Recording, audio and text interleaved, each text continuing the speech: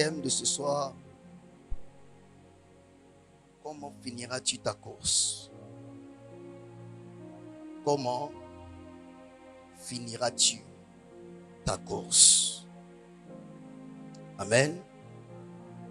Mais avant qu'on ne lise des versets, je vais te donner un verset que tu vas garder en esprit, que tu vas garder en mémoire. 1 Corinthiens chapitre 10, verset 12. Il est écrit ceci: ainsi donc, que celui qui croit être debout prenne garde de tomber. Ainsi donc, que celui qui croit être debout prenne garde de tomber. Que celui qui croit être debout prenne garde de tomber. Job, le chapitre 1er.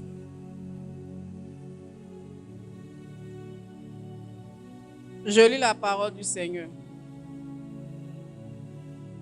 Il y avait dans le pays d'Ud un homme qui s'appelait Job. Et cet homme était intègre et droit. Il craignait Dieu et se détournait du mal. Il lui naquit 7 fils et 3 filles. Il possédait 7000 brebis, 3000 chameaux, 500 paires de bœufs, 500 ânesses et un très grand nombre de serviteurs. Et cet homme était le plus considérable de tous les fils de l'Orient. Ses fils allaient les uns chez les autres et donnaient tour à tour un festin. Et il invitait leurs 3 sœurs à manger et à boire avec eux. Et quand les jours de festin étaient passés, Job appelait et sanctifiait ses fils, puis il se levait de bon matin et offrait pour chacun d'eux un holocauste. Car Job disait: peut-être mes fils ont-ils péché et ont-ils offensé Dieu dans leur cœur? C'est ainsi que Job avait coutume d'agir. Or, les fils de Dieu vinrent un jour se présenter devant l'Éternel, et Satan vint aussi au milieu d'eux. L'Éternel dit à Satan: d'où viens-tu? Et Satan répondit à l'Éternel: de parcourir la terre et de m'y promener. L'Éternel dit à Satan: as-tu remarqué mon serviteur Job? Il n'y a personne comme lui sur la terre. C'est un homme intègre et droit, craignant Dieu et se détournant du mal. Et Satan répondit à l'Éternel: est-ce d'une manière désintéressée que Job craint Dieu? Ne l'as-tu pas protégé, lui, sa maison et tout ce qui est à lui? Tu as béni l'œuvre de ses mains, et ses troupeaux couvrent le pays. Mais étends ta main, touche à tout ce qui lui appartient, et je suis sûr qu'il te maudit en face. L'Éternel dit à Satan: voici, tout ce qui lui appartient, je te le livre. Seulement, ne porte pas la main sur lui. Et Satan se retira de devant la face de l'Éternel. Un jour, que les fils et les filles de Job mangeaient et buvaient du vin dans la maison de leur frère aîné, il arriva auprès de Job un messager qui dit: les bœufs labouraient et les ânesses paissaient à côté d'eux. Des Sabéens se sont jetés dessus, les ont enlevés et ont passé les serviteurs au fil de l'épée. Et je me suis échappé moi seul pour t'en apporter la nouvelle. Il parlait encore lorsqu'un autre vint et dit: le feu de Dieu est tombé du ciel, a embrasé les brebis et les serviteurs et les a consumés. Et je me suis échappé moi seul pour t'en apporter la nouvelle. Il parlait encore lorsqu'un autre vint et dit: des Chaldéens formés en 3 bandes se sont jetés sur les chameaux, les ont enlevés et ont passé les serviteurs au fil de l'épée. Et je me suis échappé moi seul pour t'en apporter la nouvelle. Il parlait encore lorsqu'un autre vint et dit: tes fils et tes filles mangeaient et buvaient du vin dans la maison de leur frère aîné. Et voici, un grand vent est venu de l'autre côté du désert et a frappé contre les 4 coins de la maison. Elle s'est écroulée sur les jeunes gens et ils sont morts. Et je me suis échappé moi seul pour t'en apporter la nouvelle. Alors Job se leva, déchira son manteau et se rasa la tête. Puis se jetant par terre, il se prosterna et dit: je suis sorti nu du sein de ma mère, et nu je retournerai dans le sein de la terre. L'Éternel a donné et l'Éternel a ôté. Que le nom de l'Éternel soit béni. En tout cela, dis avec moi, en tout cela, Job ne pécha point. Amen. Et n'attribua rien d'injuste à Dieu. Je vais m'arrêter là pour le moment. Je veux que vous me suivez attentivement.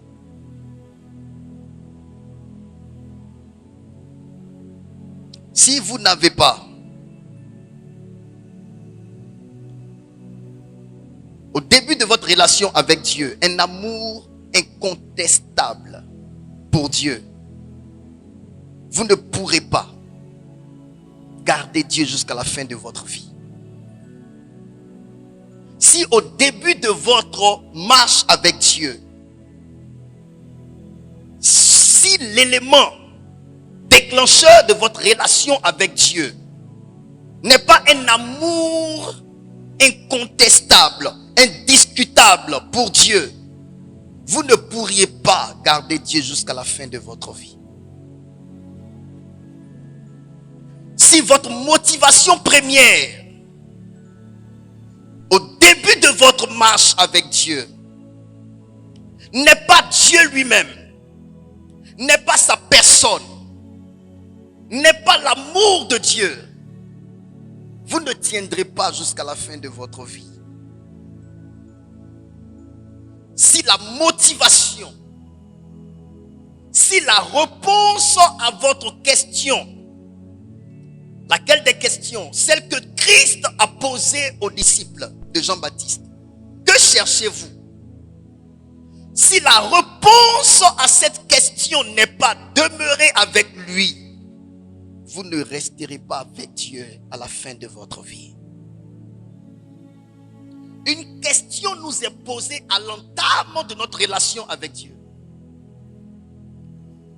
Une question nous est posée à l'entame de notre relation avec Dieu. Cette question est une question déterminante par rapport à la finalité de notre vie en Dieu. Cette question est une question très importante. La question la plus importante de notre relation avec Dieu. La réponse que vous donnerez à la question que cherchez-vous décidera de votre finalité en Dieu. Cette réponse que vous donnerez à Dieu après avoir entendu la question que cherchez-vous situera votre marche finale en Dieu. J'ai compris avec Dieu que le plus important n'est pas de débuter la marche avec Dieu. Le plus important n'est pas de commencer à marcher avec Dieu. Parce qu'il est écrit en Ecclésiaste chapitre 7 verset 8 que la fin d'une chose vaut mieux que son commencement. Nous pouvons définir ou qualifier votre marche avec Dieu pas en raison de son début, mais en raison de sa fin. Comment vous finirez votre marche avec Dieu? Comment vous finirez votre mariage avec Dieu? Comment vous finirez votre relation avec Dieu? C'est là la réelle question.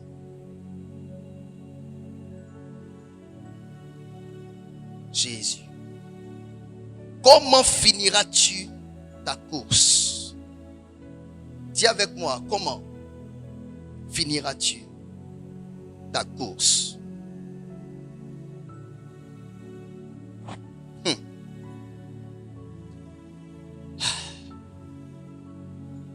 J'aimerais parler à toutes ces personnes qui n'ont de relation qu'avec l'église, mais qui au-delà de l'église n'ont pas vu Dieu.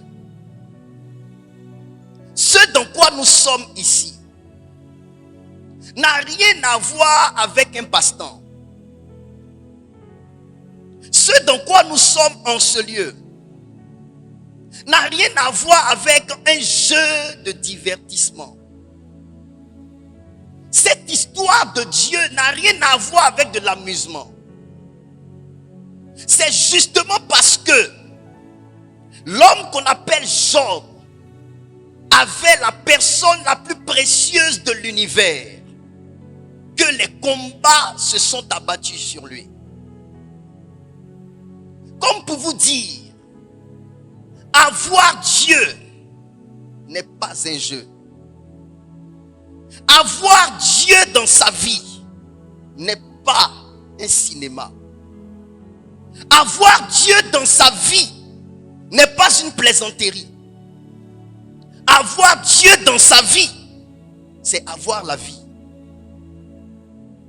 Et tu ne peux pas détenir la vie sans que la mort, le séjour des morts ne soit inquiété. Tu ne peux pas détenir le Dieu créateur de l'humanité sans que le monde noir, le monde obscur, le monde des ténèbres ne soit inquiété. Job, dans tout le pays d'Uz, était le seul homme à avoir gardé Dieu dans sa vie. Il craignait tellement Dieu que même quand ses enfants allaient manger chez les voisins, Dieu ne lui parlait pas, mais lui-même il anticipait. Il se disait que certainement mes enfants ont péché. Il offrait des sacrifices à Dieu parce que être en règle devant Dieu était une préoccupation première pour lui. J'aimerais parler à quelqu'un ce soir. Comment un homme peut-il se dire, peut-être que mes enfants ont péché? Le péché était un problème pour ce monsieur. Parce qu'il savait que quiconque pêche se vend au diable. Il avait décidé de prendre parti que pour Dieu et de fermer la voie au diable. Il savait que quiconque a Dieu ne marche pas avec le diable. Il savait que quiconque veut marcher avec Dieu a coupé les ponts avec Satan. Il savait que quiconque veut faire plaisir à Dieu causera des dégâts dans le camp ennemi. Il savait que quiconque veut accomplir la volonté de Dieu aura décidé de fermer toutes les issues et les voies au diable. Et donc, pour lui, aller voir ses enfants vers ses voisins signifierait que certainement ils ont péché. Un homme qui avait une telle conscience du péché, parce qu'il connaissait la volonté de Dieu, il connaissait la vie de Dieu sur la question du péché. Il savait ce que le péché représentait devant Dieu. Il savait ce que le péché pouvait constituer comme porte ouverte, donnant place au camp ennemi. Les enjeux spirituels étaient tels que l'homme était conscient. Il faut fermer les portes. Il faut fermer les portes. S'il ne pouvait pas empêcher que ses enfants pêchent, il pouvait néanmoins offrir des sacrifices pour que le problème du péché soit résolu. Pour que le péché ne soit pas une arme entre les mains de Satan pour déstabiliser sa famille. Parce qu'il avait décidé de vivre pour plaire à Dieu. La question que je pose,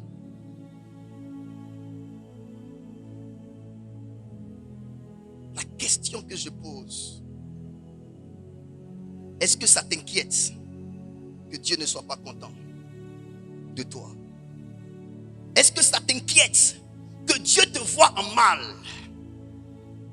Est-ce que ça t'inquiète que Dieu regarde sur la terre et te voit dans une mauvaise posture? Est-ce que ça t'inquiète que Dieu te regarde sur la terre, fouille les églises, consulte toutes les églises et voit dans cette église que tu n'es pas en bonne posture devant lui? Est-ce que ça t'inquiète? Est-ce que ça te préoccupe? Est-ce que c'est ton souci? Est-ce que lorsque tu pêches, tu as mal? Est-ce que lorsque tu pêches contre Dieu, ton âme te fait mal? Est-ce que lorsque tu sais que tu as offensé Dieu, ça te fait mal? Est-ce que lorsque tu sais que tu as trahi Dieu, ça te fait mal? Est-ce que tu te soucies du péché? Est-ce que tu te soucies du cœur de Dieu par rapport au péché que tu commets? Est-ce que tu te soucies de comment Dieu peut-il se sentir lorsque tu gaffes? Est-ce que tu te sens coupable d'un mauvais acte? Est-ce que ça te fait mal de savoir que Dieu a mal? Est-ce que c'est ton inquiétude? Celui qui ne cherche pas à faire la volonté de Dieu ne s'inquiète pas de Dieu lorsqu'il fait mal à Dieu. Celui qui ne cherche pas à faire la volonté de Dieu ne s'inquiète pas de l'état du cœur de Dieu lorsqu'il sait qu'il a offensé Dieu. Mais quiconque veut faire le bonheur de Dieu se sent mal de se voir offenser ce Dieu-là. Parce que connaissant ses lois, parce que connaissant ses ordonnances, parce que connaissant sa volonté, parce que connaissant sa parole, parce que connaissant son avis sur cette façon de vivre, de parler, d'agir, de se comporter. Job, c'était un homme qui surveillait sa vie. Job était à cheval sur sa façon de vivre devant Dieu. Job servait un Dieu invisible, mais pas inexistant. L'invisibilité des microbes qu'on découvre à l'aide des appareils microscopiques n'est pas leur inexistence. Le Dieu invisible n'est pas un Dieu inexistant.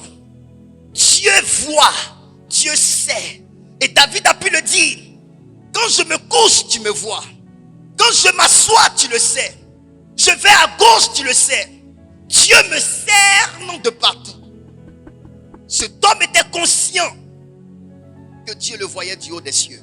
Chrétiens, sommes-nous conscients que Dieu nous voit? Et si nous en sommes conscients, dans quel état sommes-nous lorsque Dieu nous voit? Dans quel état de cœur sommes-nous lorsque Dieu nous regarde? Dans quel état d'esprit sommes-nous lorsque Dieu nous regarde? Comment pouvons-nous nous-mêmes nous juger par rapport à ce que nous savons que nous faisons au vu de la parole de Dieu? Attends, juge-toi toi-même, donne-toi une note sur 20, donne-toi une note sur 10 par rapport à ta façon de vivre, ta façon de parler, ta façon d'agir, ta façon de te comporter, avant que Dieu ne vienne te voir à l'œuvre sur cette terre. Est-ce que ça t'inquiète? Est-ce que ça t'inquiète? Est-ce que ça nous inquiète? Si Job pouvait donner des animaux, des sacrifices en raison du péché de ses enfants et lorsque lui-même en commet, quel sacrifice ne donnera-t-il pas? Quel prix ne payera-t-il pas pour être en règle vis-à-vis de son Dieu? Job fait partie de cette catégorie de personnes qui se démarquent des autres. Job fait partie de cette catégorie de personnes qui sait se mettre à part. Job fait partie des fils uniques, ça veut dire des personnes d'un autre type de fils que Dieu a.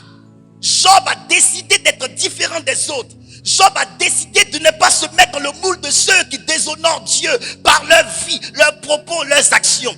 Job a décidé d'être un fils loyal envers Dieu, homme intègre, homme droit.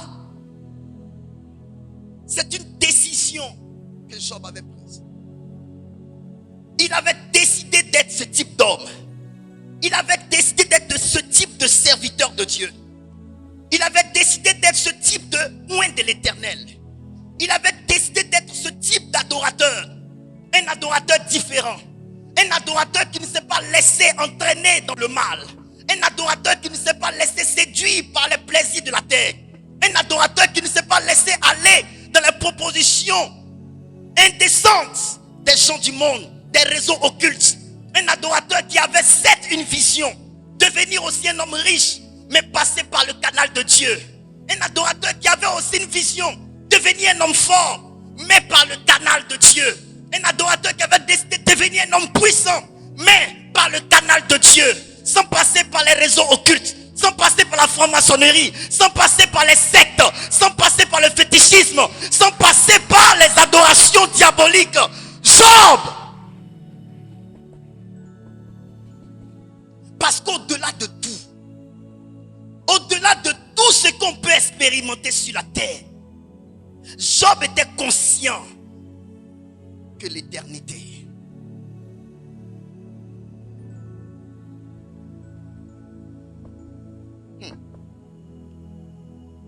parce qu'au-delà de tout ce qu'on peut expérimenter sur cette terre, Job savait que la terre n'est la demeure éternelle de personne et que tôt ou tard, tu devras ranger tes bagages et quitter cette terre.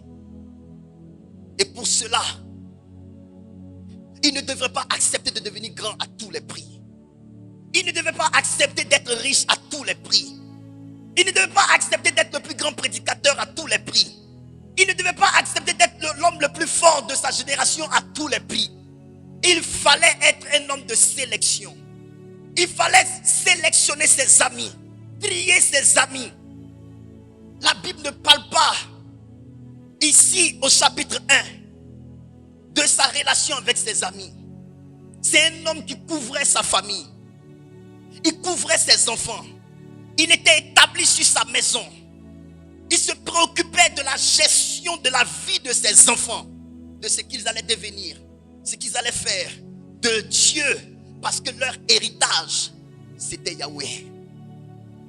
Nous avons un héritage à protéger. Et notre héritage à protéger n'est nullement pas de l'argent, mes enfants.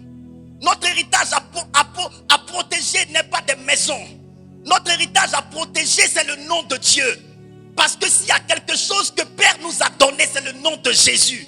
Et à cause du nom de Jésus, le nom de Jésus qui est notre héritage, nous ne devons pas salir ce nom. Nous ne devons pas déshonorer ce nom. Car il a été donné aux hommes sur la terre, dans les cieux.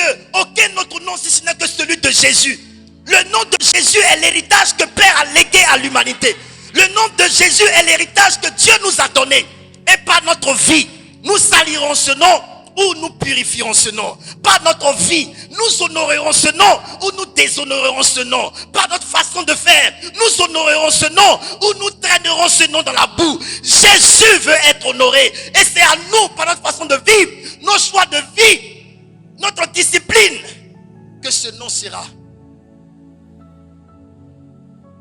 honoré.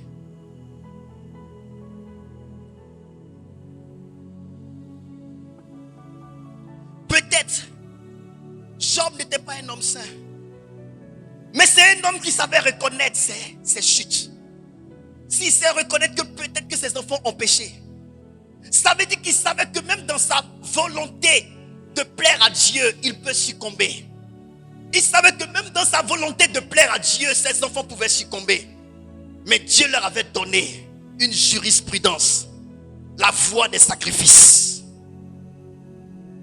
pour le relèvement de quiconque tombe. La voie des sacrifices, pour rehausser l'image de Dieu dans notre vie. La voie de la repentance sincère. Pas la voie de l'apparence de piété, régnant ce qui en fait la force, non. Mais la voie de la sincère repentance. Job, qu'est-ce qui peut emmener un tel homme à se soucier du péché de ses enfants et à offrir des sacrifices à Dieu pour cela? C'est un homme qui ne voulait pas perdre Dieu. C'est un homme qui voulait que Dieu le voie en bien.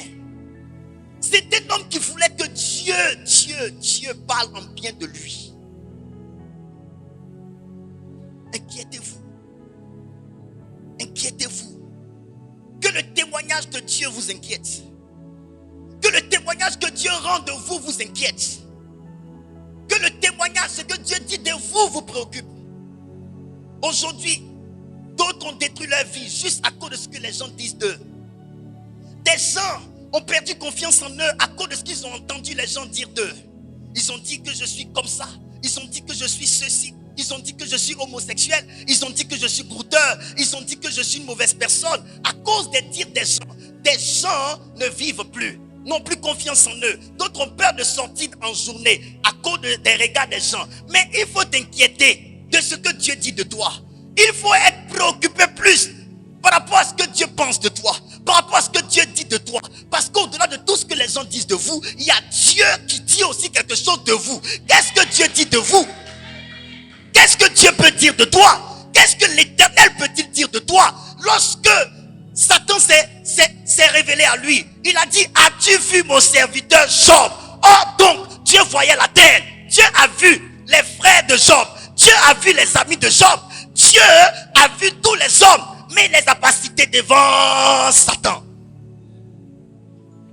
Parce que Dieu, il ne cite pas ceux qui ne le citent pas sur la terre. Dieu ne cite pas ceux qui ne le citent pas sur la terre. Dieu ne cite pas ceux qui ne tiennent pas compte de lui sur la terre.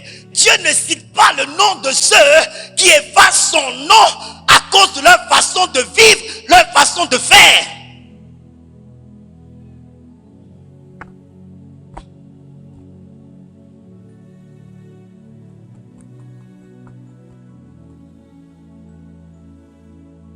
Qu'est-ce que Dieu dit de moi est ma préoccupation.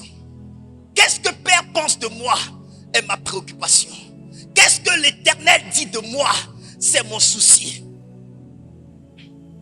Mais aujourd'hui, en raison de ce que les gens pourraient dire de nous, parce qu'on veut bien paraître devant eux, parce qu'on veut que tout le monde nous voit en bien, on s'est muni d'une apparence de piété. On s'est muni d'une apparence de sanctifié. On s'est muni d'une apparence d'homme pur. Alors que derrière, nous ne faisons que rentrer dans les sectes. Nous ne faisons que faire du mal. Nous ne faisons que salir le nom de Dieu. Ce que les hommes voient, c'est pas ce que Dieu voit. Dieu voit ce que les hommes ne voient pas. Oui, Dieu voit ce que les hommes ne voient pas. Dieu ne va pas citer ce que les gens disent de toi. Dieu va citer ce que les gens ne voient pas. Parce que si Dieu dit ce que les gens disent de toi, c'est que Dieu s'est limité dans sa manière de voir à la dimension de la manière de voir de l'homme. Alors que Ésaïe nous dit: les pensées de Dieu sont au-dessus de nos pensées. L'Éternel ne saurait s'arrêter là où l'homme s'arrête. L'homme peut voir que tu es quelqu'un de bien parce qu'il te voit de manière apparente. Mais Dieu il va traverser l'apparence. Parce que l'apparence de l'homme est transparente devant Dieu. Dieu va aller jusqu'à dans ta vie cachée.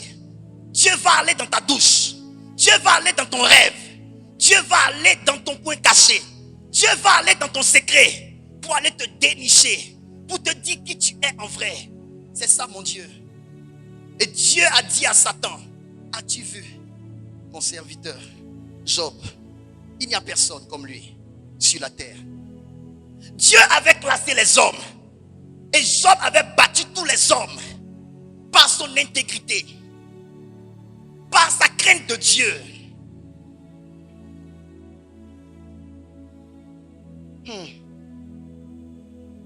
Qu'est-ce qui fera que Dieu mentionnera ton nom devant Satan?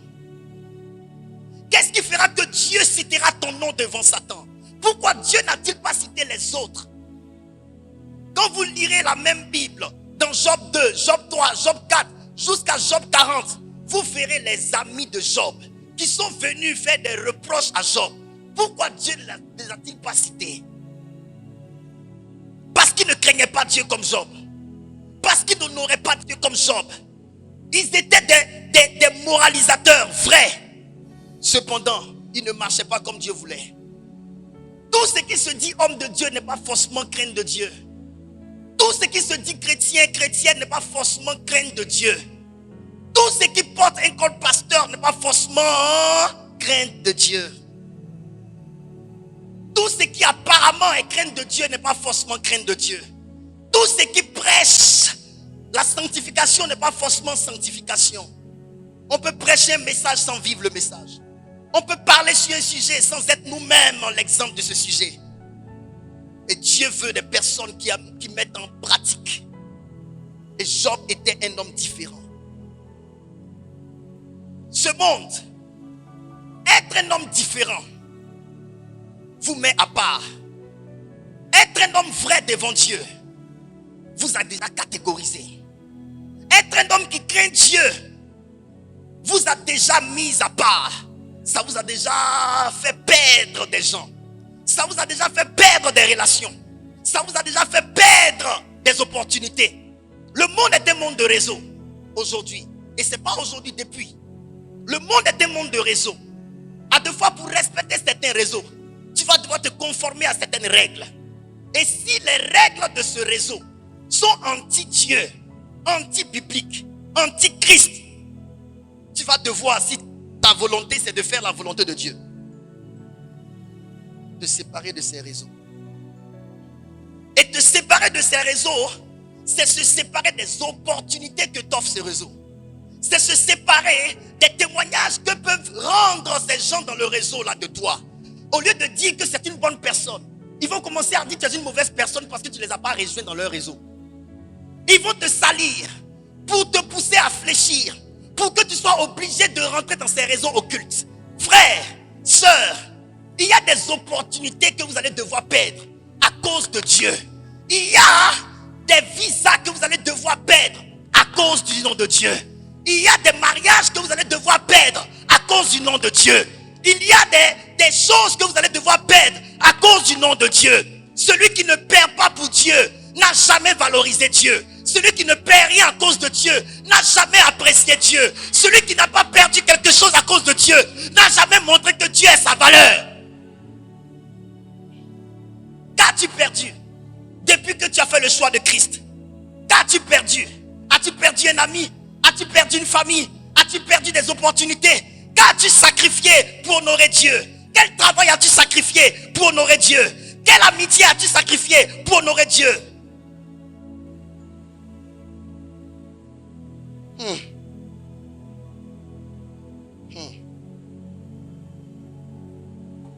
Job, je vous assure que si Job faisait ce que tous les hommes de son temps faisaient, il allait être plus riche que ce qu'il était. Il allait être plus riche que ce qu'il était. Parce que les gens allaient lui ouvrir des portes. Parce que ceux qui avaient trahi Dieu allaient lui ouvrir des portes. Quand tu es une jeune fille que tu travailles quelque part, ton patron te dit, si tu te donnes à moi, que je couche avec toi, je t'augmente ton salaire. Si tu veux avoir une augmentation de salaire, tu couches et puis c'est fini, ça t'ouvre les portes. Mais si tu refuses, on te ferme. On te ferme. Imaginez-vous si Job s'ouvrait. Ce que la crainte de Dieu et son travail lui ont donné, il allait peut-être avoir plus. Je prêche dans l'esprit de quelqu'un qui craint de tomber demain. Parce que la Bible dit que celui qui croit être debout, qu'il craigne de tomber. Et c'est justement parce que je me dis que si d'autres sont tombés devant moi, avant moi, ça peut aussi m'arriver. Que je veux parler pour fortifier ma foi en lui. Job nous a montré qu'on peut être grand et demeurer en Dieu. Qu'on peut être riche, posséder des biens de la terre et demeurer intègre, droit, craignant Dieu, haïssant le mal. On peut servir Dieu, avoir de l'argent et demeurer en Dieu. On le peut. On le peut. Je refuse de croire que pour être riche, il faut forcément donner son dos. Je refuse de croire que pour être élevé, il faut forcément donner son dos. Je refuse de croire que pour être puissant, il faut forcément donner son dos. Je refuse. Je refuse. Job, si votre amour pour Dieu n'est pas à ce niveau, vous ne tiendrez pas longtemps avec lui. Vous ne tiendrez pas longtemps avec lui. Jésus, quel est le plus grand des commandements? Tu aimeras Dieu, ton Dieu de tout ton cœur, de toutes tes pensées et de toutes tes forces. L'amour de Dieu. Si Si l'amour de Dieu n'est pas le fondement de votre marche avec Dieu, si l'amour de Dieu n'est pas la fondation de votre relation avec Dieu, vous ne tiendrez pas longtemps en Dieu. Parce que marcher avec Dieu n'a de beauté qu'en raison de comment on a fini. Pas de comment on a commencé. Parce que la fin d'une chose vaut mieux que son commencement. Comment finiras-tu la course? Être chrétien un mois, disparaître des années. C'est ça que tu appelles marcher avec Dieu? Non, tu ne connais pas Dieu. Tu ne connais pas Dieu. Job, je m'inquiète. Mes enfants sont allés manger. Peut-être qu'ils ont péché. Le péché n'était pas sa motivation. Mais comment Dieu va le voir? Il craignait de voir ses enfants pécher. Il craignait le péché. Pas parce qu'il était motivé par le péché. C'est à cause du regard de Dieu sur lui. Comment Dieu va me voir? Cette question que vous ne vous posez jamais. Aujourd'hui, il faut que votre pasteur vous surprenne dans la rue pour que vous vous rendiez compte que vous faites mal. Il faut qu'une responsable d'église, un responsable d'église vous attrape la main dans le sac pour que vous puissiez vous rendre compte que vous êtes en train de mal faire. L'homme qu'on appelle Job n'a pas attendu que ses amis viennent lui dire tu fais mal. Il se le disait lui-même parce qu'il était préoccupé par comment Dieu le voit. Pourquoi dans les églises vous donnez une tâche difficile à vos bergers? Il doit vous dire ce que vous-même vous savez déjà. Il doit vous rappeler ce que vous savez déjà. Parce que vous ne voyez pas Dieu. Parce que vous n'êtes pas inquiété parce que Dieu peut dire, peut voir dans votre vie. Qu'est-ce que Dieu va dire de moi si mes enfants pêchent? Je ne veux pas offenser l'Éternel. Dieu n'était plus esprit pour Job. Dieu était sous le toit de Job. Dieu faisait partie de la famille de Job. Job avait ses enfants. Il avait sa femme, certes. Il avait des serviteurs, certes. Mais ce n'était pas les seules personnes à habiter sous son toit. Job vivait dans la conscience de Dieu qui habite avec lui. Job se disait, ce que moi je sais, Dieu l'a déjà su en premier. Parce qu'il voit plus loin que moi. Avant qu'il ne se prononce, avant que ma vie, la vie de mes enfants n'excite sa colère, il faut que je règle. C'est ça la vie de communion avec Dieu. Vivre avec Dieu, arriver à ce moment, vivre avec Dieu jusqu'à sentir Dieu marcher avec toi, même quand tu marches seul dans la rue. Sentir des pas de Dieu quand tu poses tes pas. Hésiter quand tu dois dire des choses parce que tu te dis certainement que ça va offenser l'Éternel.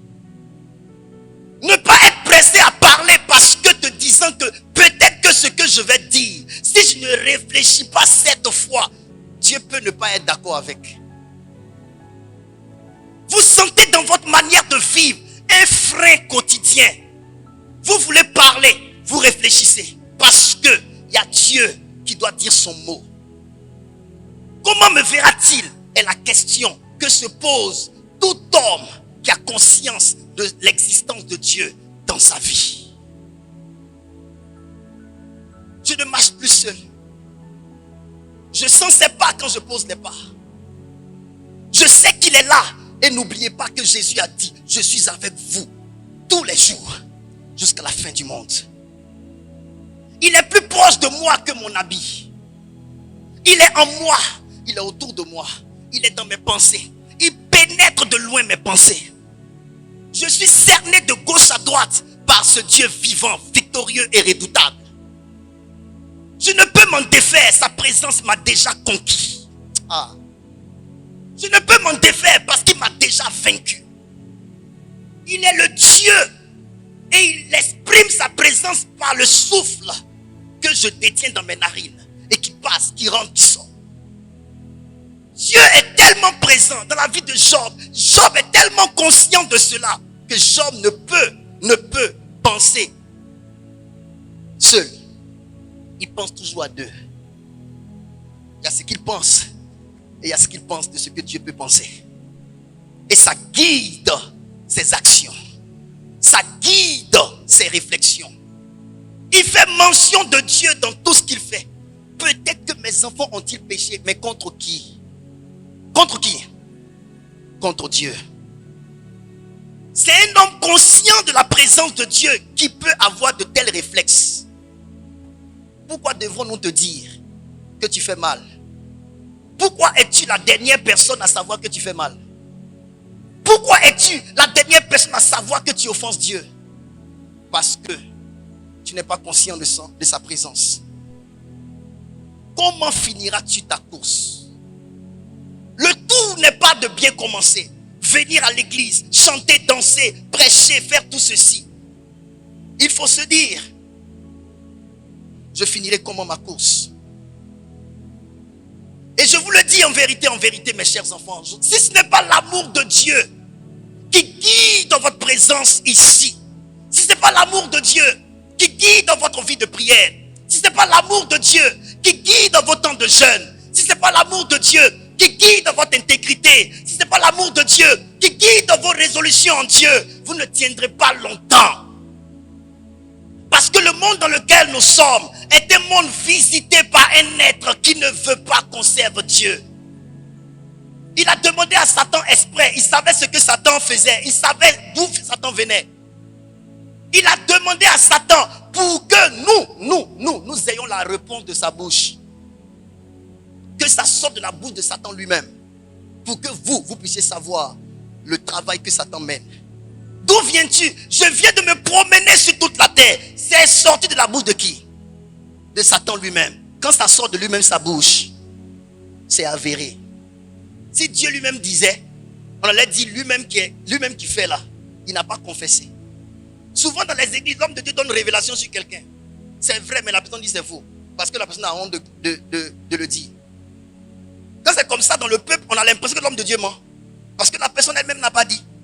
Mais si je te pose la question avec une onction, et puis toi-même tu ouvres ta bouche, tu commences à confesser tout ce que tu fais, c'est toi qui as dit. Satan dit, je viens de me promener sur toute la terre. Mais il se promène pourquoi? Il se promène pourquoi? Bon sang. Il se promène pourquoi? Il établit son système militaire, économique. Il établit son système judiciaire, son système religieux sur la terre. Mais dans l'objectif de détourner les cœurs des enfants de Dieu. Dans l'objectif de nous enlever des mains de Dieu. À deux fois, l'objectif du diable, ce n'est même pas de t'enlever de l'église. Allons-y plus loin que ça. Il peut te maintenir dans l'église, te faire croire que tu sers Dieu, tout en le servant lui. La meilleure façon de te détourner de Dieu, c'est de te laisser en Dieu, en t'enlevant Dieu. Tu vas prêcher, mais sans Dieu. Tu vas prier, mais sans le feu de l'esprit. Tu vas faire tout ce que tu fais, mais il t'a enlevé l'Éternel. Tu vas toujours prêcher l'évangile, mais il n'y a pas Dieu dedans. Et on les reconnaîtra à leurs fruits. Vous voulez les reconnaître à leurs fruits? Regardez comment sont leurs enfants spirituels. S'ils changent, alors ils ont le Dieu qui change. S'ils ne changent pas, qui se dégradent, ils deviennent de plus en plus mondains. Même avec toutes ces belles prédications, il y a un problème. Il peut te laisser dans ton office de pasteur, te laisser dans ton office de prophète, mais il n'y a plus de Dieu en toi. Il t'enlève Dieu. Et comment va-t-il t'enlever Dieu? En te disant de rejoindre ses réseaux, en finançant ton église. Il va faire venir des francs-maçons dans ton église, faire venir des femmes sirènes des eaux dans ton église, avec de l'argent, à te faire de grandes offrandes. Et si tu n'es pas un homme spirituel, et que tu prends tout ce qui est argent, dès que tu prends cet argent, tu commences à travailler avec ce talent dans l'église. L'église commence à perdre sa valeur spirituelle. Et tu commences à te détruire. Tu commences à te détruire. Satan peut t'enlever Dieu et te garder toujours à l'église, te faisant croire que tu es toujours en Dieu. Et c'est un grand combat que nous devons mener. Veillez sur Dieu dans votre vie. Lorsque vous venez à l'église, certes, mais vous n'avez pas de vie de prière. Vous êtes en train d'accomplir ce que Satan veut. Vous convaincre que vous êtes chrétien et vous allez vous appuyer sur j'ai 10 ans de vie chrétienne, j'ai 15 ans de vie chrétienne, mais tu n'arrives pas à prier 5 minutes. Alors que c'est la prière, la vie de prière qui te crée une communion avec Dieu. Écoutez-moi bien, il y a deux choses dans la maison de Dieu par rapport à Dieu. Il y a relation et communion. La relation n'a pas de problème.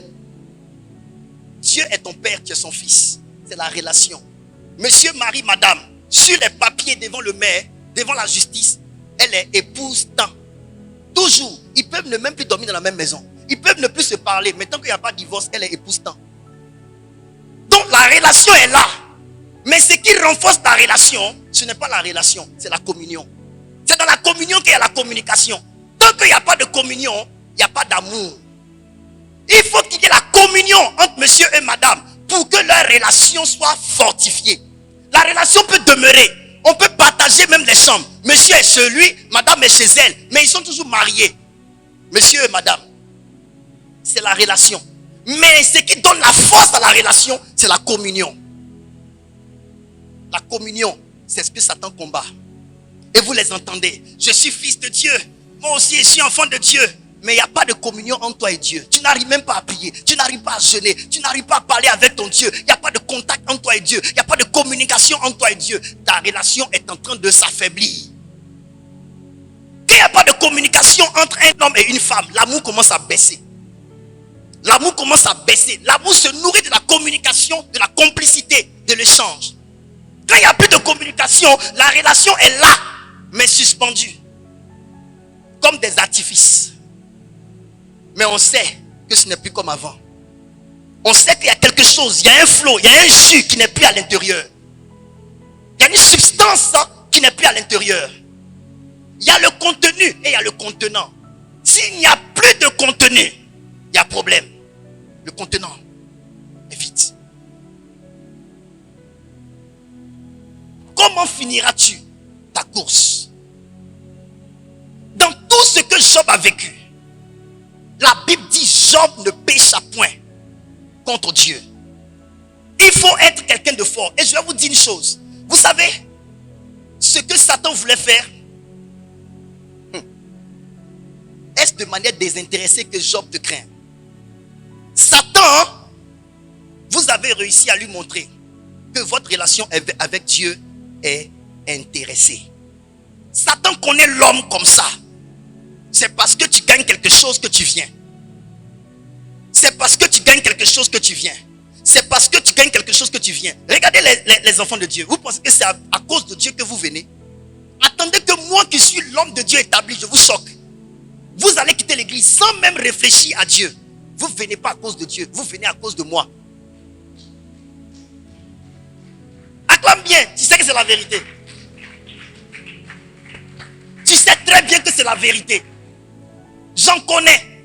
Dès que je prêche un message, ça les brise. Ils quittent l'église. Et Dieu alors? Si tu reconnais que l'église appartient à Dieu et que c'est à cause de Dieu que tu viens, pourquoi quand j'étais choqué, tu as quitté Dieu? Tu as quitté sa maison? Et c'est ça le problème de beaucoup d'enfants de Dieu. Vous pensez que vous venez à l'église à cause de Dieu? Attendez que l'homme de Dieu vous blesse. On va voir si c'est à cause de Dieu que vous venez. Satan dit, est-ce de manière désintéressée? Ça veut dire que Job là, il ne te craint pas parce qu'il t'aime.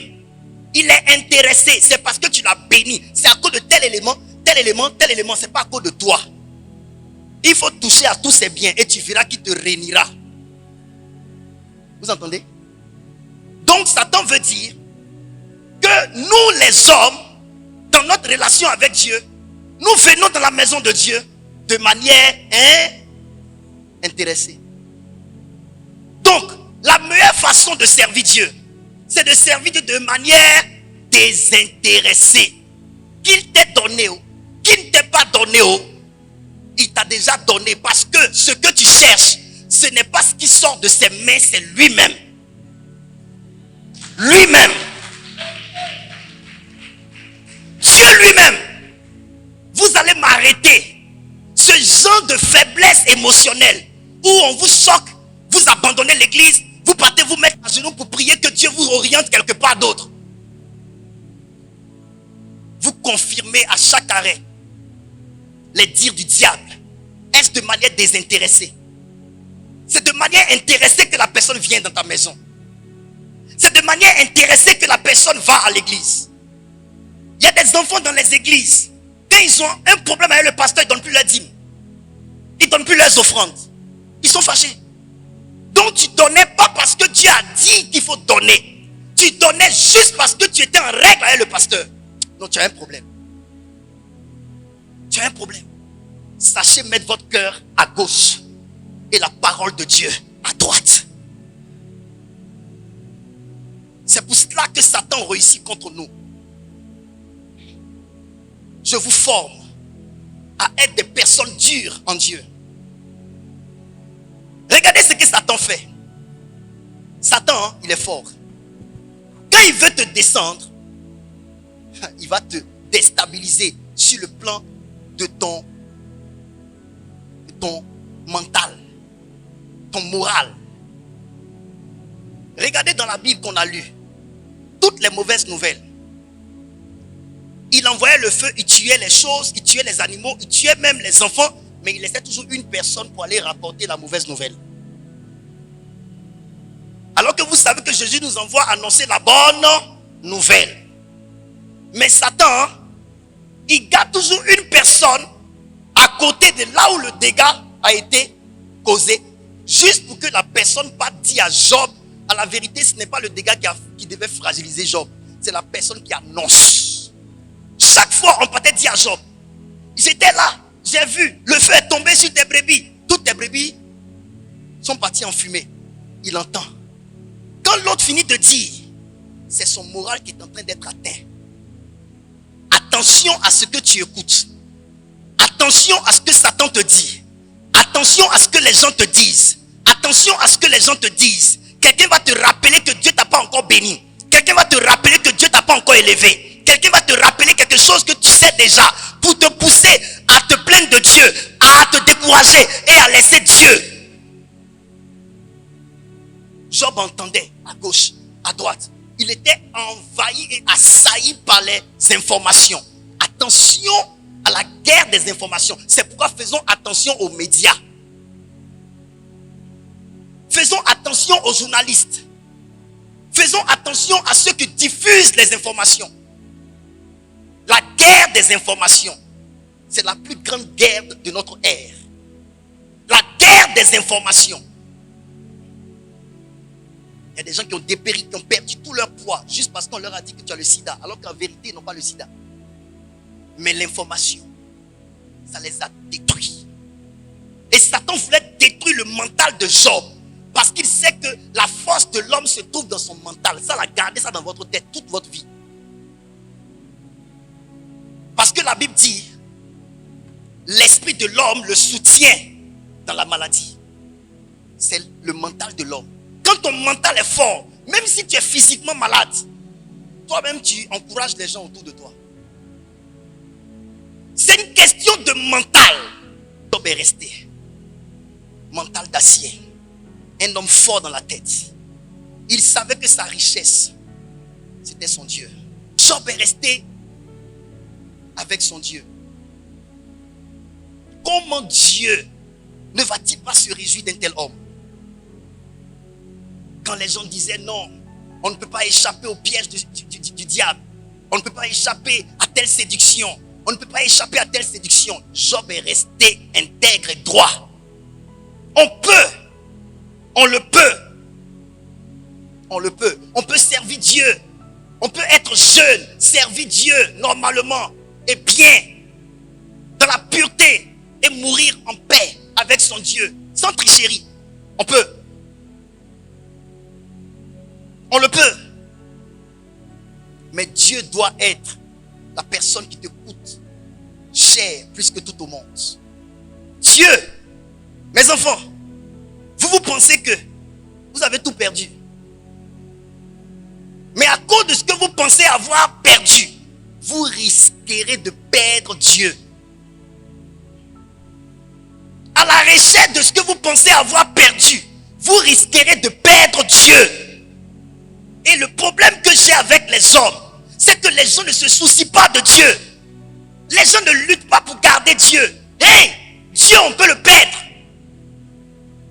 Dieu, on peut le perdre. Allez-y demander à Saül. Saül s'est amusé à ne pas écouter Dieu, à ne pas obéir à Dieu. Une fois, deux fois, trois fois. Saül a perdu Dieu. Saül a perdu Dieu. Parce qu'il voulait faire le bonheur et plaisir au peuple de Dieu, il a finalement perdu Dieu. Il a pensé qu'il avait Dieu et qu'il ne pouvait pas le perdre. Et que malgré tout, Dieu serait avec lui. Je suis venu te donner un conseil. Ne pensez pas que vous avez le monopole d'avoir Dieu. Ne pensez pas que Dieu, vous ne pouvez pas le perdre. Ne pensez pas que Dieu vous aime tellement trop que vous pouvez faire n'importe quoi avec Dieu. Prendre Dieu pour le mettre dans n'importe quelle chose, pour le mettre dans n'importe quel péché, et puis Dieu va demeurer dans votre vie. Ne pensez pas cela. C'est justement parce que vous pensez cela que vous ne travaillez pas à garder Dieu et à veiller sur votre marche.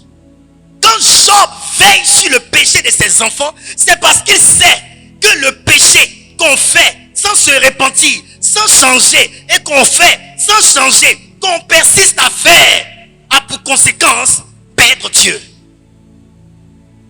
Et l'homme savait qu'il était Job, cet homme riche dans le pays d'Uz, cet homme intègre, respecté, parce qu'il avait Dieu dans sa vie.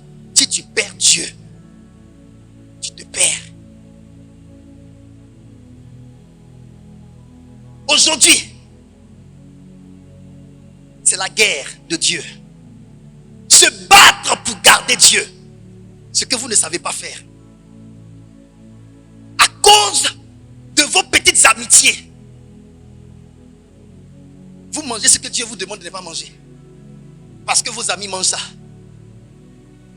Dieu vous demande de ne pas boire. À cause de votre alliance avec lui. Vous avez un groupe d'amis qui boit. Parce que vous ne voulez pas vous sentir gêné au milieu de vous buvez comme si vous ne savez pas ce que Dieu vous a dit au sujet de l'alcool. Vous êtes en train de perdre Dieu parce que vous voulez vous conformer au siècle présent. Parce que ton mari n'aime pas la prière. Dieu te demande de prier et toi tu veux faire plaisir à ton mari, tu ne pries pas. Tu es en train de perdre Dieu en faisant plaisir à ton mari. Demain tu vas voir ce que ton couple sera sans Dieu.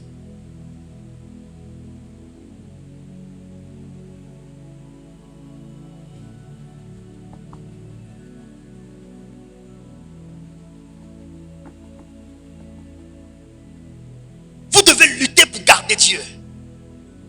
Si Job a travaillé beaucoup dans sa vie, il a travaillé pour préserver Dieu dans sa vie. Vous ne verrez pas dans la parole de Dieu. Job s'inquiétait des brebis, des ânesses qu'il avait, des bœufs qu'il avait, mais du péché de ses enfants, parce que ça les reliait directement à Dieu. La vie de ces brebis était le résultat de la relation qu'il avait avec son Dieu. Ton travail sera préservé en raison de si tu préserves ton Dieu et que tu veilles sur ses commandements. Ton mariage sera gardé si tu sais veiller sur ta relation avec Dieu, mais n'ose pas trahir Dieu en raison de ton mariage, de ton travail, de ton ceci, de ton cela. Tu vas voir ce que le travail peut être dans ta main sans que ta main ne soit entre les mains de Dieu. Tu vas voir ce que ton mariage peut être dans toi seul ta main sans que ta main ne soit soutenue par les mains de Dieu. Je parle aujourd'hui. Tu vas voir ce que ton ministère peut être avec tes tactiques, avec ton intelligence, avec ta sagesse, sans que Dieu ne soit avec toi. L'homme qu'on appelle Saül a perdu Dieu. Il a pensé que Dieu serait malgré tout avec lui. Il a pensé que Dieu serait malgré tout avec lui. Que je fasse bien, que je fasse mal, il sera avec moi parce qu'il m'aime trop. La Bible dit, n'éteignez pas l'esprit. N'éteignez pas l'esprit. N'éteignez pas l'esprit. Ça veut dire quoi? Dieu, tu ne fais pas attention, tu vas l'éteindre. Tu vas l'éteindre.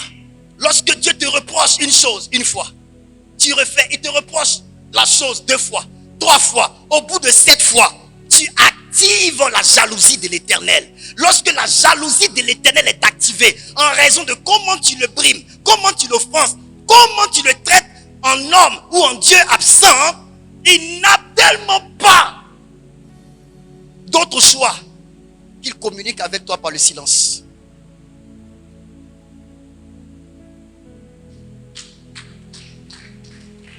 Il va se taire. Il va se taire. Dieu va se taire tellement qu'il est jaloux parce que tu as activé sa jalousie. Tu le mélanges à d'autres choses qu'il n'aime pas. Dieu va tellement être jaloux qu'il ne pourra pas t'exprimer sa jalousie. Il va te l'exprimer par un silence absolu. Papa, tu es où? Il ne te parle plus. Seigneur, où es-tu? Il ne te dit plus rien. Montre-moi la voie. Il n'est plus sur la voie. Parle-moi. Il ne te parle plus. Il a décidé de se taire parce que tu as activé sa jalousie. Vous pouvez perdre Dieu. Vous pouvez perdre Dieu. Et Job ne voulait pas perdre Dieu. Merci mon fils. Job ne voulait pas perdre Dieu. Parce que Dieu était tout pour lui. Parce que Dieu était au commencement de sa vie. Parce que Dieu était la source de sa vie. Il n'avait pas de richesse. Il n'était pas né dans les richesses. Il avait Dieu et il a commencé à expérimenter les richesses. Dieu était la source de tout. Le commencement de tout dans sa vie. Il n'est pas question que je le perde. Il n'est pas question que je le perde. Parce qu'il a été là avant que les ânesses ne naissent. Il a été là avant que les bœufs ne naissent. Il a été là avant que les brebis n'existent. Il est le commencement de ma vie. Lorsque David se lève et que David veut bâtir le temple de Dieu en raison de son histoire passée et de son histoire actuelle. Je ne peux pas accepter de dormir dans une maison de cèdre pendant que toi, la tente, toi, l'âge de l'alliance se promène sur des tentes. Dieu lui dit, David. Dieu lui dit, David. Première des choses, Dieu commence à dire à David où il a tiré. Parce que Dieu n'oublie pas là où il t'a conquis. Dieu ne peut jamais oublier là où ton histoire et lui a commencé. Dieu dit à David, je t'ai tiré lorsque tu étais dans la bourse derrière les brebis. Pour dire, c'est de là-bas que je t'ai vu. J'ai envoyé Samuel là-bas. Allez te oindre. Je t'ai tiré de là-bas. Dieu a gardé l'histoire dans sa tête. Nous oublions où est-ce que Dieu est allé nous tirer. C'est pourquoi, lorsqu'il nous fait parvenir à la lumière, on oublie. N'oublie pas que tu étais dans le noir. N'oublie pas que tu étais dans les boîtes de nuit. N'oublie pas que tu étais dans les maquis. N'oublie pas que tu étais dans une manière de réfléchir. Il a changé ta mentalité. Il est au début de ta vie avec Dieu. Il est le commencement de ta relation avec lui. C'est par lui que tout ce que tu vis aujourd'hui a commencé. C'est avec lui que tout ce que tu expérimentes aujourd'hui a commencé. Ne le perds pas. Ne le perds pas pour aucune des raisons. N'oublie pas d'où tu viens. N'oublie pas d'où tu viens. N'oublie pas ce jour-là. Il faut marquer le jour où le Seigneur a réussi à convaincre ton cœur. Il faut marquer ce jour-là où le Seigneur a réussi à toucher ton cœur. N'oublie pas qu'avant on te prêchait, tu ne voulais pas accepter. Et qu'un dimanche, ou un vendredi, ou un samedi, ou une nuit, couché, ou en train de prier, en train d'écouter le message, ce jour-là, ton cœur a été saisi. C'est ce jour-là qui t'a conquis. N'oublie pas cela. Ce sont des jours qu'on n'oublie pas. Tu vois, tu te souviens chaque fois de ton jour d'anniversaire. Pourquoi ne te souviens-tu pas du jour où Jésus t'a conquis? Parce que c'est à partir de ce jour-là que tout a commencé avec le royaume de Dieu pour toi. La personne la plus oubliée dans la maison de Dieu aujourd'hui, c'est celui qui a pensé l'église de Dieu. Jésus lui-même. Et Marie de Magdala a dit une chose. Ils ont enlevé mon Seigneur. Et je ne sais pas où ils l'ont mis. Et cette parole a fracassé mon âme. Aujourd'hui, où il est? Tu peux perdre Dieu. Demandez à Saül quand il a perdu Dieu. Il a pensé ne pas perdre Dieu. Quand il a perdu Dieu, il a perdu Samuel. Tu peux avoir l'amour d'un homme de Dieu vrai qui vient de Dieu pour toi. Et si tu perds Dieu, tu sentiras l'homme de Dieu te donner sa nuque. Aujourd'hui, il est comme ça avec toi, tu regardes dans les yeux parce qu'il sent l'amour de Dieu. L'amour qu'il ressent pour toi, c'est justement l'amour de Dieu pour toi. C'est pourquoi il a de l'intérêt pour toi. Mais un véritable homme de Dieu se détourne de la personne de qui Dieu s'est détourné. Parce que Dieu viendra dire à Samuel, pourquoi continues-tu de pleurer sur Saül? Je l'ai rejeté, lève-toi et va. Il y a un autre que j'ai choisi. Et on ne sait pas apprécier ces choses. Si tu t'amuses, que tu perds Dieu. Si tu t'appuies sur le fait que l'église t'aime, l'homme de Dieu t'aime, tel homme de Dieu t'aime, ton mari t'aime, ta femme t'aime, pour faire ce que Dieu n'aime pas. Si tu as perdu Dieu, tu vas voir comment l'amour de ton mari va se changer en poison. Comment les personnes qui t'ont été les plus fidèles vont commencer à te manquer de respect et à te montrer. Car la vérité, ces personnes n'avaient pas de fidélité en elles, mais Dieu. Il manifestait sa fidélité à travers ces personnes-là parce qu'il était dans la barque avec toi.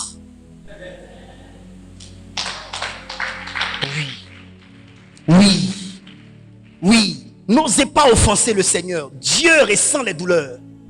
Dans le livre de Hébreux, il a dit, il est impossible que ceux qui, une fois après avoir été éclairés, après avoir goûté au don céleste, après avoir écouté la bonne parole de Dieu, et qui, eux, ont décidé de partir, renoncer à Dieu, soient encore ramenés à la repentance. Parce qu'ils crucifient pour eux encore le Seigneur.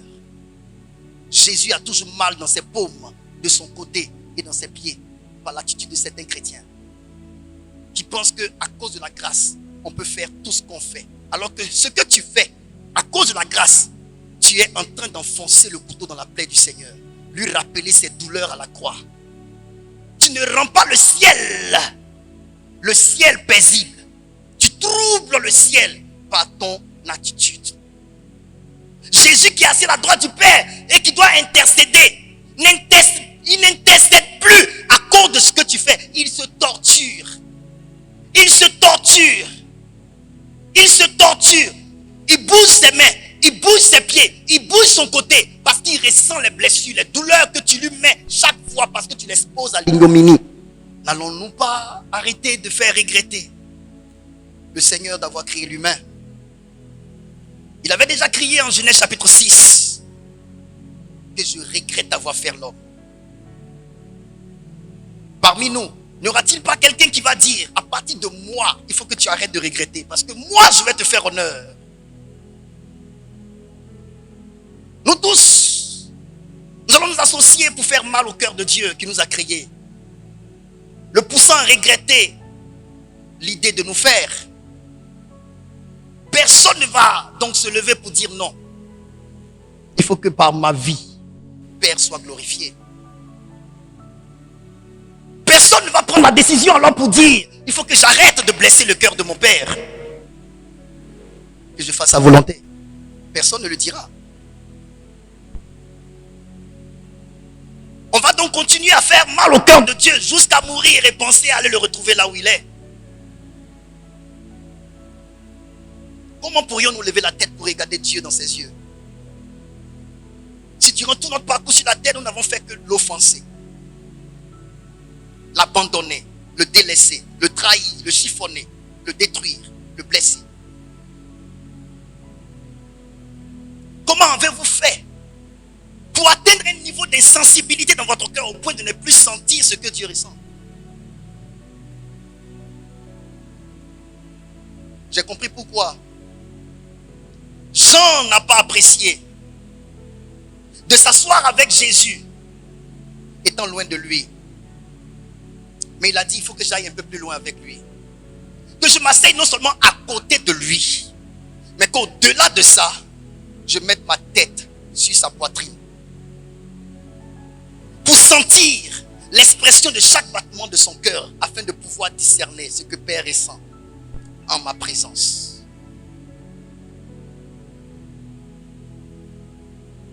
Ceux qui réussiront à se mettre en alignement avec le plan de Dieu sont ceux qui vont tenter le rapprochement avec Dieu. Il faut se rapprocher de lui. Il faut aller au-delà de tes 5 minutes de prière. Il faut mettre ta tête sur la poitrine du maître. Dieu a un cœur. Dieu ressent des choses. Dieu a beaucoup à nous reprocher. Dieu a beaucoup à nous dire. C'est pourquoi la Bible dit, Dieu ne fait rien sans avoir révélé son secret à ses serviteurs les prophètes. Parce que Dieu a des secrets. Quand on te dit qu'il a des secrets, ça veut dire qu'il a des choses mais qu'il n'arrive pas à partager à quelqu'un. Il a accepté de garder ça pour lui. Il attend un prophète. Parce que le ministère prophétique, c'est le ministère qui a reçu de la part de Dieu le droit d'entendre le secret du cœur de Dieu. Et je suis venu vous parler du cœur de Dieu aujourd'hui. Dieu perd ses fils. Dieu perd ses serviteurs. Dieu perd ses enfants. L'argent, la gloire. Et c'est vous qui faites ça. Vous ne respectez pas vos pasteurs quand ils n'ont rien. Vous n'honorez pas vos pères spirituels quand ils n'ont rien. Vous voulez les respecter quand ils ont une voiture. Vous les avez conduits à entrer dans les choses. Vos pasteurs sont convaincus que l'amour que vous avez pour eux n'est pas un amour vrai. Parce que vous êtes avec eux dans leurs églises, mais vous appréciez d'autres qui ont beaucoup. Beaucoup d'argent. Beaucoup et beaucoup. Vous les critiquez dans leur dos. Ils sont au courant de ça, les blessures dans leur âme. Il faut que j'ai ce que les autres ont. Pour qu'on me respecte enfin. Et vous les avez détruits.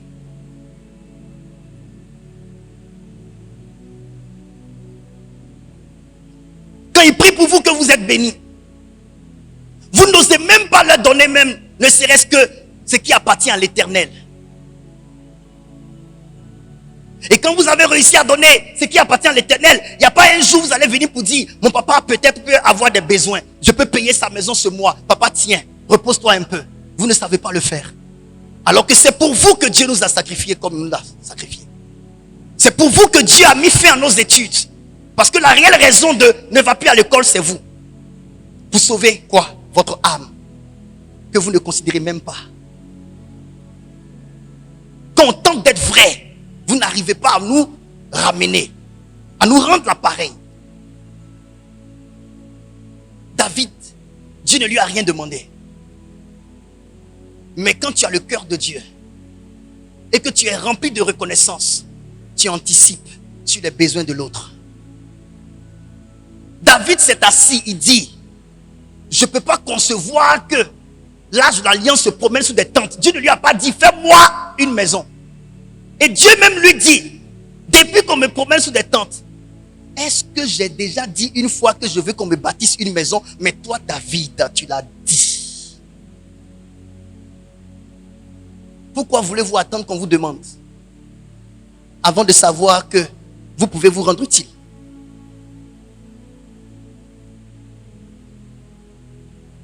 Pourquoi attendez-vous qu'on vous commande pour que vous mettez les mains dans la poche pour essayer de soutenir? Pourquoi la plupart de ces hommes de Dieu vont dans les sectes? Ce n'est pas autre chose. C'est l'argent. C'est l'argent.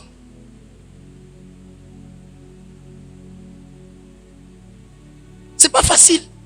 Et je n'aime pas parler comme pour accuser mes frères d'être rentrés dans des choses. Je ne veux pas les accuser. Parce que ce sont des âmes qui se perdent. Et qui perdent ceux qui croient en eux. Il faut être sensible pour comprendre que plusieurs se perdent. Et Job, quand il se voit seul à être intègre et que les autres ne le sont pas, il doit être inquiet pour eux. Il ne se souciait pas seulement que de lui, mais ses enfants aussi.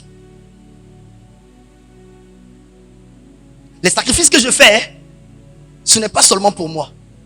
C'est en raison de la vie de mes enfants aussi. Je ne sais pas où je vais t'emmener si je rentre dans la franc-maçonnerie.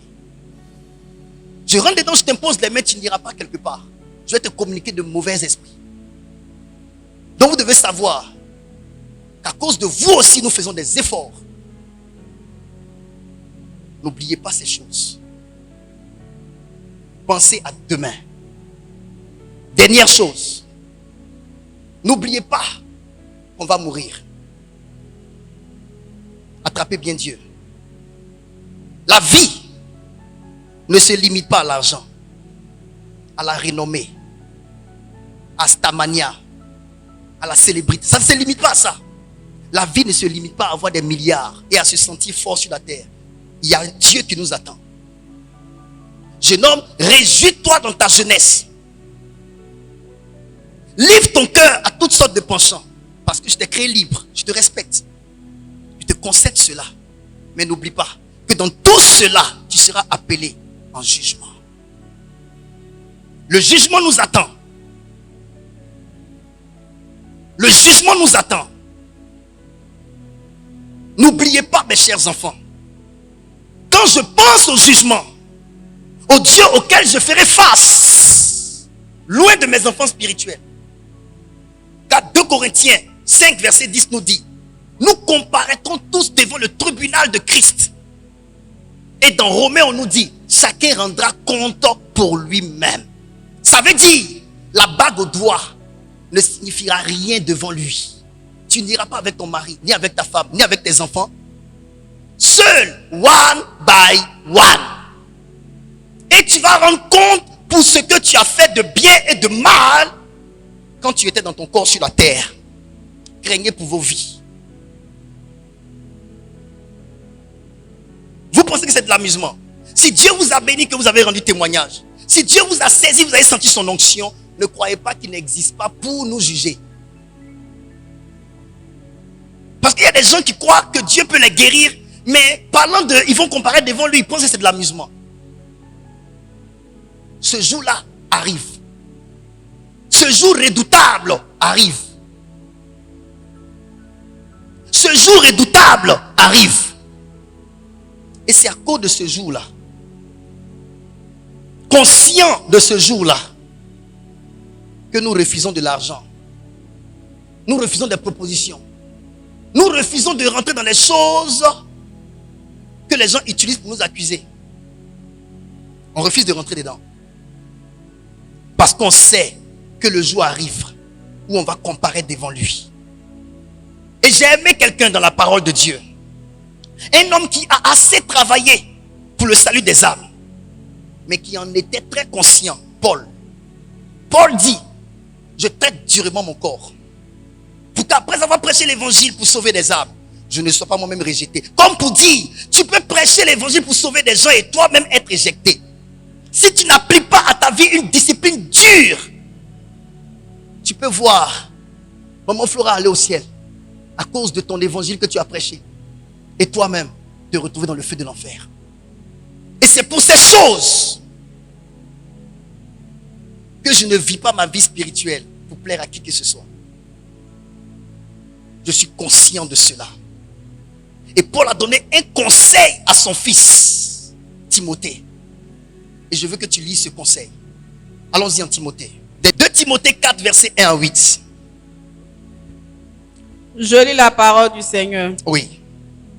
Je t'en conjure devant Dieu et devant Jésus-Christ, qui doit juger les vivants et les morts. Je t'en conjure devant Dieu et devant Jésus-Christ, qui doit juger les vivants et les morts. Et au nom de son apparition et de son royaume, prêche la parole, insiste en toute occasion, oui, favorable ou non. Ça veut dire que les temps soient favorables ou non.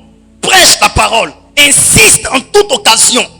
Donc, Paul conseille à son fils Timothée de prêcher la parole, d'insister dans le message, de ne pas se taire, de ne pas s'arrêter. Prêche seulement, libère le message de Dieu dans n'importe quelle saison, que tu aies l'argent ou pas, que tu sois en forme ou pas, qu'on t'ait blessé ou pas, que tu sois heureux ou pas. Toi, insiste, prêche ta parole, parce que c'est ce qu'il faut faire. Il faut insister, il faut prêcher. Continue. Reprends. Censure. Regardez, il dit reprends. Ça veut dire, dans notre ministère, on doit aussi reprendre les gens. Souvent, vous pensez qu'on n'est pas sage. Quand on reprend les gens en public, l'apôtre Paul dit à Timothée, il faut reprendre, il faut censurer. Censurer, c'est quoi?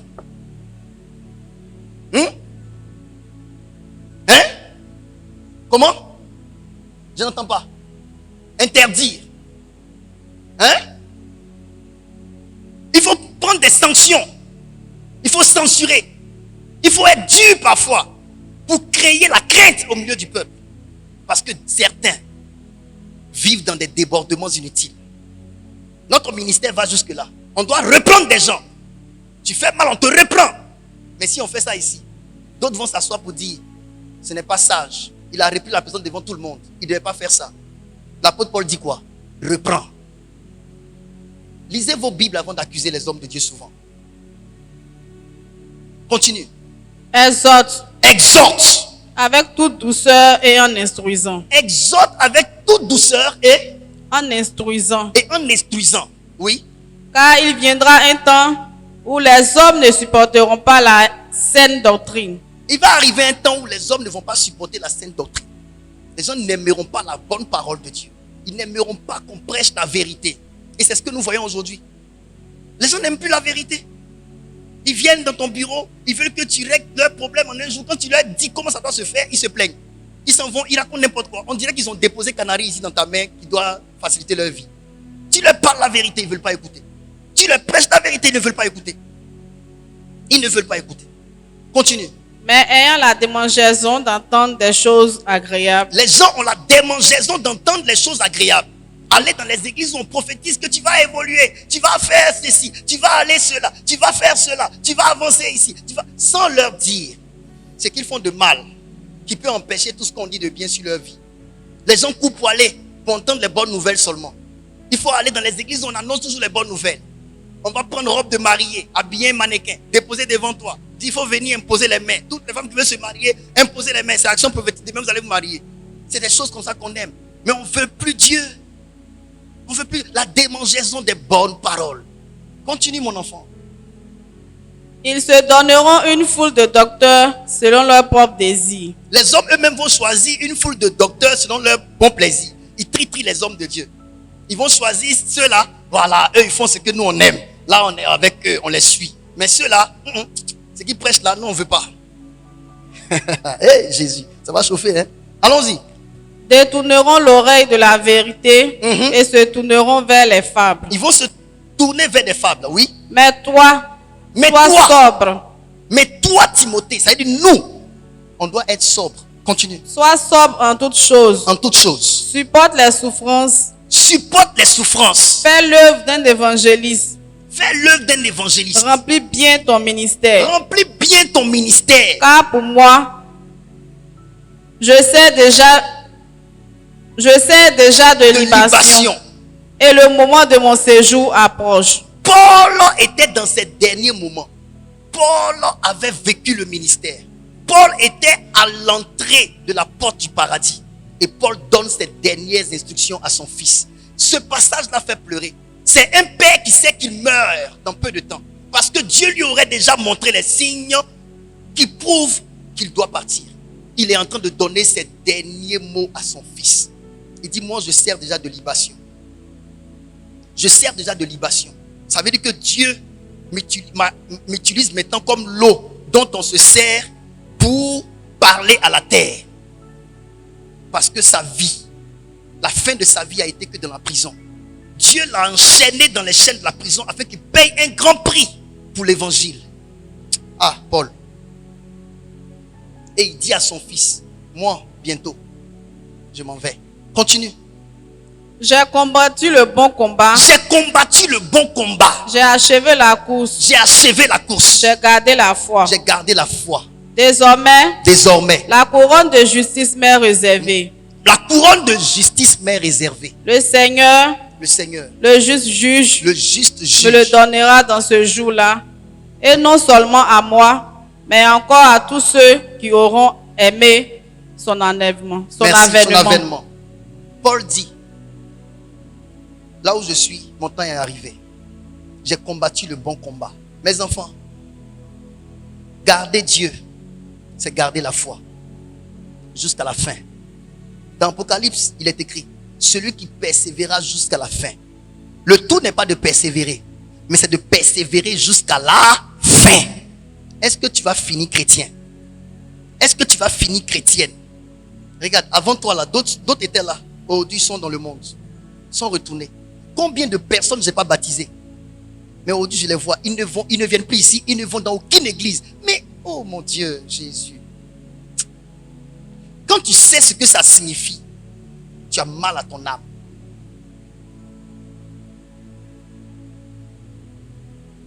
Paul dit, j'ai combattu le bon combat. Marcher avec Dieu, c'est un combat. Et c'est le bon combat. Le véritable combat, c'est le combat de la foi. Tout faire, malgré tout, mais garder Dieu jusqu'à la fin. Il dit, j'ai achevé ma course. Ça veut dire, j'ai fini ma vie. Je meurs maintenant, je pars.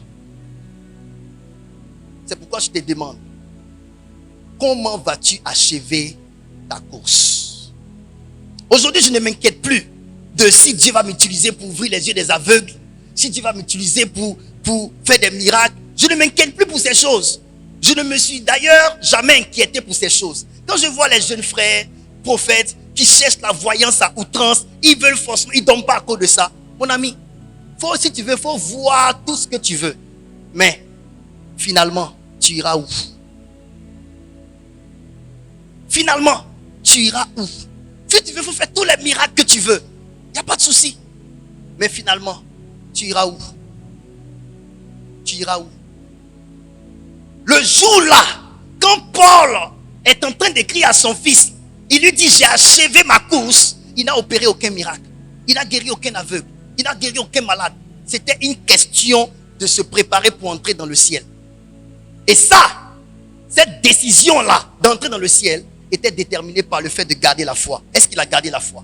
C'est la question, la dernière question que tu vas devoir te poser quand tu seras sur le point de t'envoler pour aller. Est-ce que j'ai gardé la foi? Est-ce que j'ai combattu le bon combat? Est-ce que j'ai bien fait, j'ai bien rempli ma mission? C'est de ça qu'il va s'agir. Le jour où vous allez laisser Dieu, vous m'avez laissé. Le jour où vous avez laissé Dieu, vous m'avez laissé. Vous m'avez tout pris. Vous m'avez tué. Si vous perdez votre argent, on peut prier. Mais si vous abandonnez mon Dieu, vous m'avez tué. Vous m'avez perdu. C'est fini. Vous m'avez perdu. Parce que Franck Romaric, il n'a rien de plus cher que son Dieu. Faites tout ce que vous voulez, mais gardez mon Dieu. Merci.